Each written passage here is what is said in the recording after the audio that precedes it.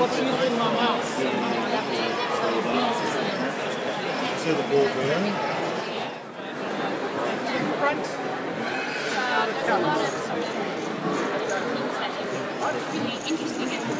What's the material that you're... ABS plus, which is like polycarbonate and ABS.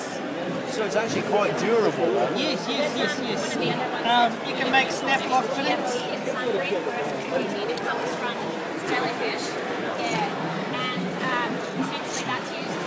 This was made out of a solid piece, was it? No, it has this roll of plastic. It feeds the plastic through and melts it up layer upon layer.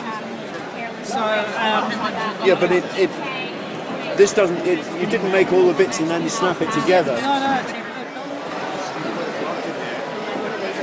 got this roll of plastic. This plastic it's a roll of filament, feeds it through and melts it and builds it up layer upon layer.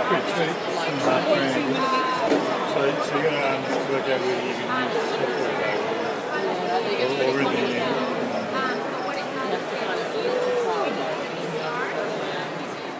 rapid prototyping if I want some quick debug output program or focus. Yeah, not the mod Gs with the shields, and we've also got a Wi-Fi shield. It's actually based on an egg pot. An egg pot? Yeah. Which writes on eggs. Oh, yeah, I remember. The patterns on the eggshells. Yes. But it's been adapted. It's actually an engraver. Oh, right. So that head normally goes in there, and it's been created to engrave microphones. We're not engraving them today because we go through too many microphones. Yeah. So specifically for microphones, but you can put any cylindrical object in there. Absolutely. Yeah. Cool. We're generating an output. What are you going to do? Put it in the lantern and leave it on for your friends to look at it. And Hawthorn was involved in that produces the before the work was done for the three-dimensional progressive. But you mean that connection machine? Yeah, like, like four services. All these different buildings, and that kind of program that is based on the patterns that so later on they produced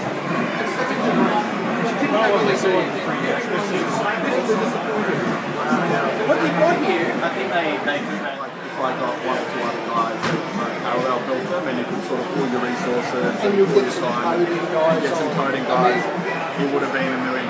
That's we're probably similar angles, I guess, because I get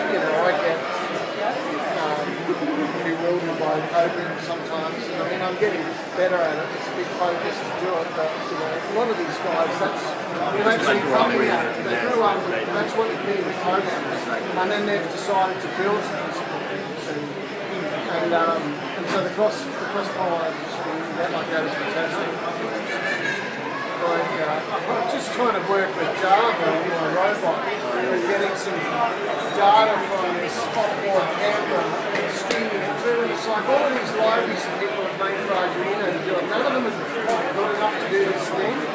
So I need to get right in. The libraries are running on the Arduino. So it's pretty easy to build something. You have an Android phone. Yeah, basically it's an Arduino and it's got a USB post. I like the key. It's an effort, isn't it? Do you know this is the first sort of big project he's ever made? Cool. I mean, there's no starting small or anything, right? No.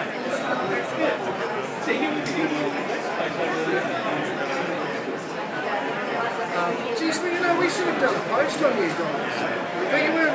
But we're not here with the president. Even so, I don't think that even matters, to be honest. Oh, look, but next time. Yeah. Next time, for sure. See, I would love to do. I saw this recital, which is the scientific centre at UA. They do a sphere, which is LED with spinning charge, right? would have been something like that. That would be awesome. Have you seen the clocks differently? Yeah, like resistance, like make a whole piece of bead, right? And stick a motor control on it to start to be leads in the whole lot. And the thing spins around on the hard drive phone and it draws all of the numbers on it, right? But not only that, they've got like a 3D rotating cube in the middle because it just fit that in the Super globes, we've done a pulse globe, with the countries and vector drifting around.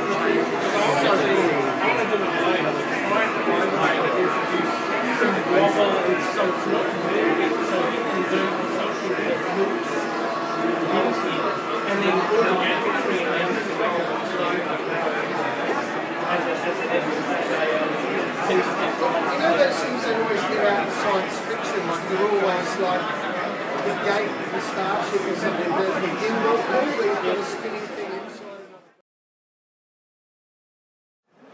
So if you want to get away so if you get later and stuff. Where can you get to? The best place would be to go to smartmanagement.com. All that sort of stuff there. There's a guy called Sam. He runs Smart Management. He sells this one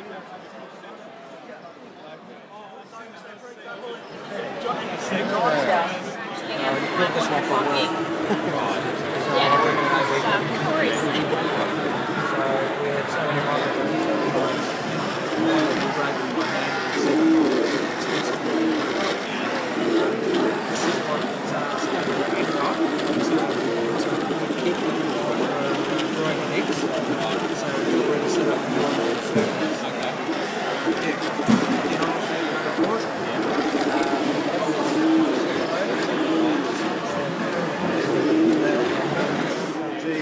That's not sustainable, and food security doesn't reflect that. People starve and they get fat. It has to be done locally. And what these sort of open source hardware and software like this, we also work on open source projects with little chunks of DNA that people can get access to. So once you've made your DNA with PCB's plan, they use this for reproducing. Yeah, so what we do, we'd use this in a whole bunch of different ways to actually stitch the bits of DNA together. And then once we've got the bits of DNA together, another bit of DNA to some of the guys about bacteria. Yeah, either a virus or a bacteria, both. And then they put that in the plant, and then the virus or the bacteria affects the plant. So is that going to hit it better on it? I mean, the ordinary person is it better than all kinds of things, predominantly diagnostic testing and things like that. Yeah. You can sequence it from there, or you can find out the size of it. So how much is that? 50. I'm going to take it up to 200 and then go to that. Oh, you haven't done the amount. Okay. Do you have any other tubes do you have?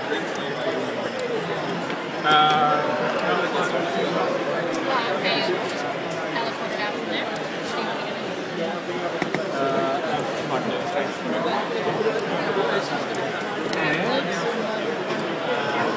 That's I know about. So, what we're going to do here, so this is our gel that we want to search out the different sizes. Yep. Mango tack. This is... At the moment, I'm just diluting it out so that we can run a larger nothing set fancy of going on samples here. so that it's more exciting. But so what we're going to do, this is a ladder with bits of DNA of known size, and so what they're going to do is they're going to move down in this one with the smaller ones at the bottom and the bigger bits of DNA at the top here. This is a marker we use to know that the gel's just working and exactly calibrate the sizes. So what I'll do is I'll load this first one, and then you guys are going to load the next one and actually start loading the samples. So this is a pipette, micro pipette. Yep. Ultimately this is loading on the scale there 10 microliters, so 10 1,000ths of a milliliter. Not very much liquid, and we use these all the time. So it's actually really, there's not many other times you'll ever come. A standard single drop of something is about 30 microliters, so this is a third of a drop. To operate these guys, I've got a little piston at the top. To what you do is you push it down, Yep. and that effectively expels the liquid or the air. And then as you let it release, it's on a spring, so as it pulls up again, it'll suck the liquid up. And then you just want to push it out very slowly, just push it back out again with this one. And then when you want to push out the liquid right at the end, it'll get to one stop here, and you just want to keep pushing it all the way down like that. So what I'll do is I'll put this in, so push down, put into the liquid, and then slowly suck it up. So that's 10 microliters. And then what we'll do, you can actually see. Do you have a black piece of paper? Piece of paper. Yep, here we go.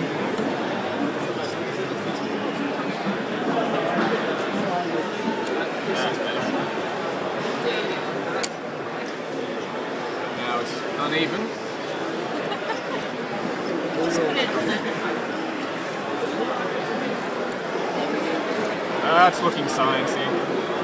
There we go. Just making it easier to see the contrast underneath. And so you can see here there's tiny little holes in this piece of jelly all along the top there. We call them wells. And ultimately what you do is, so now it's sucked in there, it's sitting there quite fine. All you do is you put the tip into the well, get nice and close. And then once you can actually see it's inside that, you can actually slide the jelly up and down now because it's inside. You just very slowly on the top here, what I do is I like to do it with 2 hands. And then just very slowly squeeze it out. Like that. And then just slowly pull it out. And you can see we've now just loaded the sample in that one way. So, I'm just going to do this and slide it over a tiny bit, because if it's your first time and you're nervous, you can put both elbows on the table to brace yourself. Yeah, that's a really good idea. Other hand on the. It's actually the fiddliest part of the whole thing is just loading bloody gels. We load. Is it fragile, the gel? It's a little bit fragile, but no fragile than jelly. Yeah. So the technique that we still use is 2 hands on the bench, grab one hand there, and then just guide it really gently in. Like that. Can you, on those 4 samples, write 1 through 4?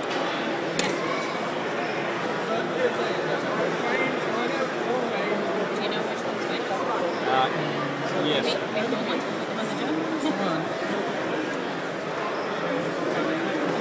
Okay, so these are now our 4 markers. They'll tell us how far the DNA moves here. We've got another band here just to load more samples. They'll only move that far so they won't contaminate across one another once they start coming down. And so those are 100 microliters each, right? I don't know, I put 50 microliters in them. Yep. And they had their 50 microliter reactor. 10 to 20, perfect. Yeah. Who wants first shot? So, we'll do all of the sample ones. Is that all of sample 1 across? So I have to push first. Yep. Actually, what use it as a stick it in there and just use it as the holder. Yeah.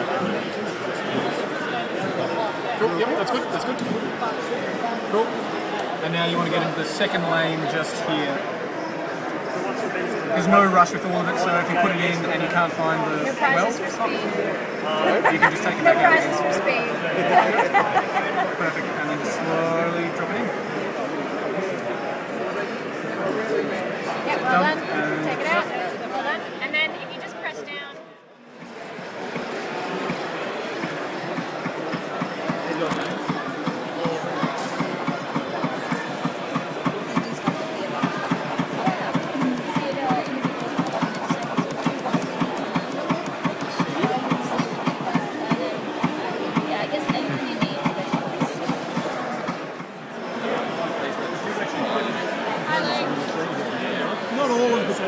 An example partially printed part. Oh, that's fantastic. Yeah, it came off that machine.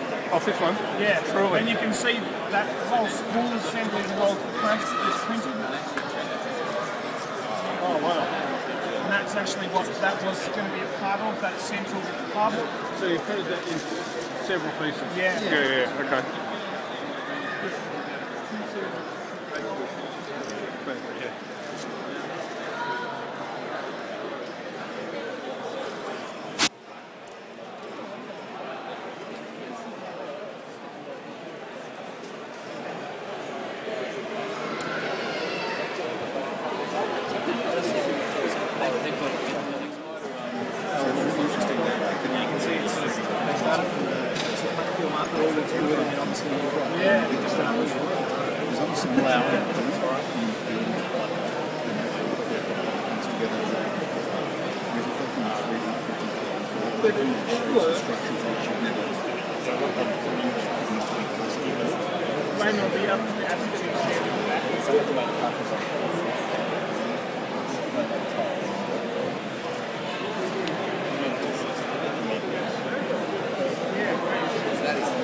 Turned out to be a lot bigger than what I thought it was going to be. Yeah, I know. Way to step up into 3D. Having some beers, pushing the standards, and setting that kind of style. And then we thought, what we could look at art competition. Then we found out it was really good for the Maker Faire and the sort of design of the results of everything through the stuff of the Maker Faire. I think we have some crafts, some spectrum, some just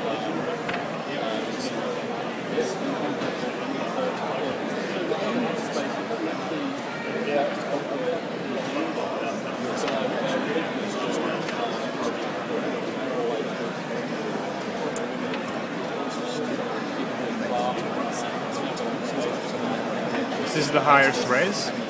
Pardon? This is the highest resolution it's printing at? Well, not really. I've still got a lot of tweaking to do. I basically had a problem with the central part of the extruder on this machine. It started leaking slightly out of it. Alright. That it wasn't supposed to. Yeah. So, around about 2.5 weeks ago, I completely rebuilt it. And so, it's like a new printer. So I've got to recalibrate it. So I've only gotten part way through the calibration process. It's good enough to print certain objects. In fact, this whole spool was printed on a printer that was probably not quite as calibrated as... it was printed on this printer, but back when this was not quite as calibrated the last time I had it operation. Right. So all the parts that you have here is from another printer, yeah? The spool was printed on mine, as was this part. Yep. These parts were printed on a printer that's in the UK. All right. And these parts were printed on a printer in Adelaide. Okay, it's all over the place. What plastic are you printing in? This is PLA or polylactic acid. But yeah, it's just a matter of a lot of calibration to get decent prints. Yeah. Well, I've got a kit for a brush image coming, and that should come in the next couple of weeks. So You get it to move these faces for the moment, things like that. So you can see a lot of passing back and forth, which was again one of our big problems with the robot, because we designed, because it was a final year project, we had to make a lot of decisions right at the start that really came back to bite us. One of them was having two arms like this. If you've got two arms, one of the problems is this: as soon as you let go, it starts wanting to twist, and that we tried to deal with that the entire year. That's what these are for, to try and stop it. But still passing it back and forth, sometimes it just wiggles its way down and ends up holding it like there instead. So to get past that, you know, you've got to grip it really bloody hard, and then you've got to move certain ways. So we had a lot of trouble with it, but we're getting there. The new robot would change a few things to hopefully make it. Slash demonstration of solving is to 20 moves. Yeah, some guys use the Google too. Yeah. So yeah, ours does it. I think ours averages about 24. Alright. Which is not a, so if we could, so when they say maximum 20 moves, when they say maximum 20 moves, that means most things can solve in like 17, 16, 17. There's like, it's like a belt. Yeah. So if we could knock off 5 moves, well that was some shitloads of time. Well, that's what I'm wondering. So if you can do something at this point, it's more software other than hardware that's holding us back now. Yeah. So the new run, the cameras move so it can see two sides at once. Things like that, so the action's showing it, we only show half as much, and I've got it, and this is just a standard graphic webcam. We've got a PlayStation Eye, I don't know if anyone's so this is back to sort of demonstration speed, but looks like, see, sometimes things slip. That's what happens when it slips, so I think the rubber might be dying. They need time to So is there a safety mechanism when like it starts to fall that it stops? Is that a safety mechanism? No, or? that's just when it falls it just gets stuck.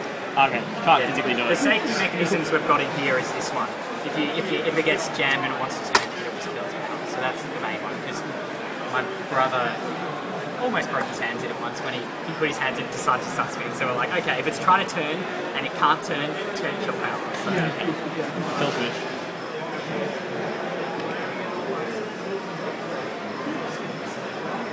again, the new one, we don't have this case around it because we figure by the time the new one's done, it should be more reliable, so it won't break these as much. And we're putting a big fat emergency stop button. This one, the only way to turn it off is to pull the power out. And that was a problem because about 6 months ago, the board started to smoke when we made some changes to speed it up, and we didn't have enough time, so it caught on fire. Because you had to get around the back, and so now we have not a button set. Oh, that's ridiculous. That's insanely fast. What you've got to remember though, robots also count the time it takes to scan when people don't. So a robot that can do it in the same time as a human is actually really keeping the details. But 6.3 seconds for human, that's just... Yeah, you get to see it. Yeah. Well, they get 15 seconds, which is more than... That's heaps of time. No, it's not. So let's give that another shot. I think this is important. 15. So you can see something looks like it's moved a bit because it's wobbling quite a bit today, but usually it kind of muddles its way through until I work out what's going on inside it. So there we go.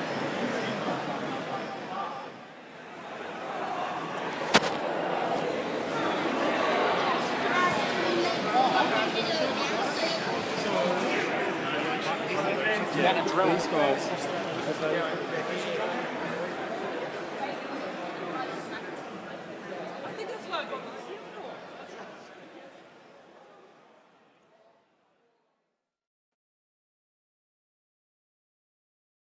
Roll of plastic. This plastic it's a roll of filament, feeds it through and melts it and builds it up layer upon layer upon layer. 0.2 millimeters at a time. So you're going to work out whether you can use software or really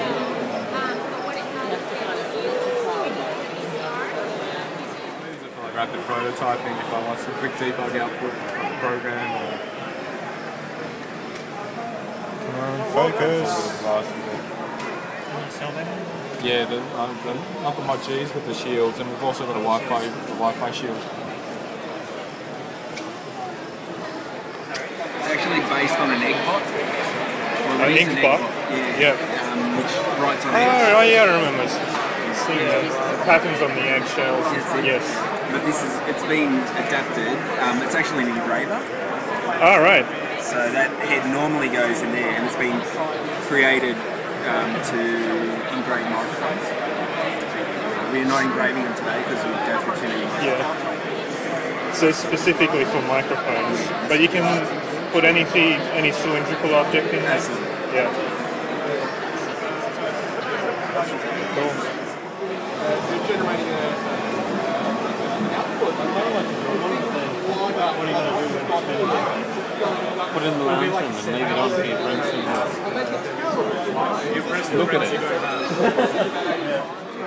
And also with some things that produces the end of the before the work is done for the three-dimensional or two-dimensional solid progressive. But you mean like connection machine? Yeah, like four surfaces. All this the kind of program that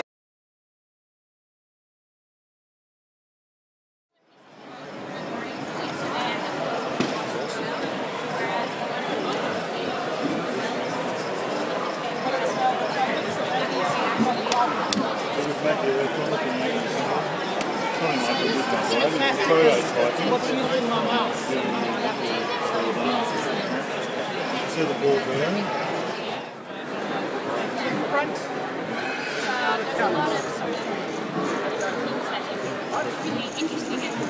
What's the material that you're... ABS plus, which is like polycarbonate and ABS. So it's actually quite durable. Yes. You can make snap lock fittings. It comes from jellyfish, and essentially that's used to light. This was made out of a solid piece, was it? No, it has this roll of plastic. It feeds the plastic through and melts it up layer upon layer. So, yeah, but this doesn't, you didn't make all the bits and then you snap it together. No,